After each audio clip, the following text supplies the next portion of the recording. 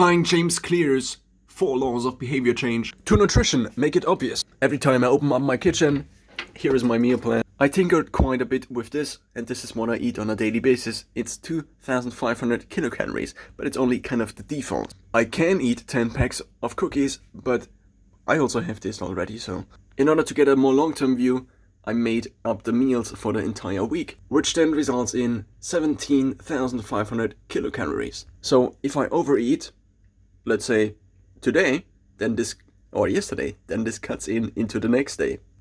Half a cross is for eating half of the portion, 1 full cross is for the full portion. Make it attractive. So I used to crave lots of sweets in the past. I also would often eat like 5 servings of fruit, or maybe even like 7 or 8 bananas, mostly because I'm ridiculous. Now, the main meal is the protein thing here. So this is a sour recipe I would call protein eggs. And now here is the attractive part. I allowed myself to get different kinds of sweetened protein powder. So this in the back here is unsweetened, which I use for basically just as flour. And then this is sweetened. I do have chocolate mint, chocolate peanut, peanut butter, and also the super special one, lemon meringue pie, which tastes like, you might have guessed it, a lemon meringue pie. Now, this is the only one that comes with sucralose, which I think tastes very similar to sugar. Whereas the others are naturally sweetened, you could say, so they come with stevia, which, given a certain hunger threshold, means that you probably eat less of this. Because if you're already satiated, you can still eat this here. So now here is the attractive combination. I do already have kind of this protein egg. If I just now add the protein powder, which consists out of 2 times a scoop, which is 35 grams of the vegan, and if I have the normal whey protein, then it's only 30 grams. 1 scoop is 70 milliliters, so 2 times this one, and then half a scoop or 1 tablespoon of the peanut protein powder plus 1 tablespoon of the lemon meringue pie. So this is then my sweet protein. And this is now the attractive part. If I add water to this and I put it for 40 minutes into the microwave, then this is a cake, and it actually tastes like cake. If I add my cottage cheese, so this is cottage cheese, and then turn it into, or put it into the microwave, then I can have a cheesecake. If I want to have something similar to waffles or pancakes, then I just use this, even though this is kind of sour, and I just add all of this to 1 portion, which gives me a super portion of Kaiserschmarrn, you could say, because it tastes like it. If I want to have ice cream, then I just take this, put in water, then put it into the freezer, and it tastes like ice cream. Since I also have different flavors, chocolate and chocolate peanut, and I might get different ones in the future, and this is actually what I'm allowing myself, to just switch up the flavors of the sweet protein, such that there is some novelty in the system that is otherwise fairly constant, because the protein eggs don't change, these protein eggs don't change, the bird is a variation in 2 things. So I have either chicken or turkey, 100 grams, then I have a fish, 200 grams each day. But this is now already the make it simple part. I have 1 cottage cheese, which I might cut down to 200 calories in order to have some buffer, because currently it evens out at 2,500 calories. But what if I add some more supplements in the future? Then I have a small salad, 50 calories, sweet protein, which you just saw, 400 calories, actually it's 390, but I wanted to have even numbers. The same with the other ones. The protein eggs are actually 690, the bird is slightly more, it's 109 kilocalories per 100 gram of chicken. The fish might also be slightly more. The cottage cheese I think is 309, but in total it doesn't exceed the 2,500 calories. Now the main part of making it simple. I do now meal prep. It took me quite a while to figure this out. I do only have like a smaller apartment, so I got this smaller freezer, which nicely was used and painted black. This cost me only 35 euros compared to maybe 300 I would have paid if I would have got this new, and it just works fine. I also got this microwave for 30 euros, so the total cost of my meal prep kitchen is 65 euros. Before, for example, I figured I might make milkshakes, and I would have gotten maybe a gigantic mixer or blender that would have cost also 250 euros maybe. But this eating kind of normally, but outsourcing or optimizing the cooking part turns out to be the way better alternative, I think. Now, fully making it simple, I open up this. I have protein eggs stored in here. Ideally it's 15 here, so 15 fit into one. It would also fit 16. I recently also discovered the sauerkraut glasses from the supermarket do fit very nicely in here compared to the other glasses I had before. So these are from also Kraut, so cabbage, but you can also buy apple sauce in it. So as I realized these glasses were so much better, I then realized that I could fit in a lot of these glasses into this freezer. It all just very nicely fit together. It was not even that planned. So in total, I can fit 56 of these glasses into this small freezer.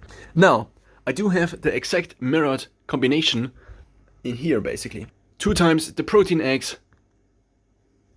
I can take 2 times the protein eggs. Then the bird, which is turkey or chicken. The bird, which is 100 grams of turkey or chicken, already fitted as 100 grams. I do get them from the grocery store and then I divide them. So these are kind of the fillet parts and I just can already divide them into these glasses. I usually then add some spices and water and put it into the microwave for about 6 minutes. My microwave has 800 watts if you are wondering about the time.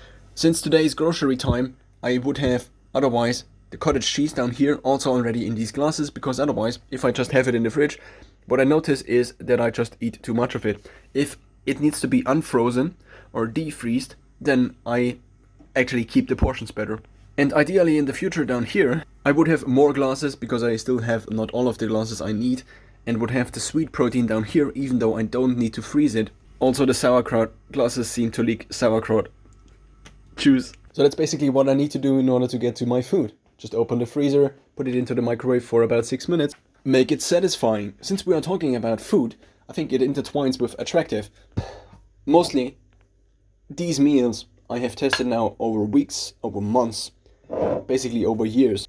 A few other easy parts are also that I keep a spice mix, which I fill up once in a week, and I also know the recipe for the spice mix. So every time I do make a portion of protein egg, I just get one of these egg boxes, 10 eggs into here, then add the protein powder, then add the spice mix, then add 250 grams of soup vegetables, which again make it easy, are already cut. So I do get them at the supermarket.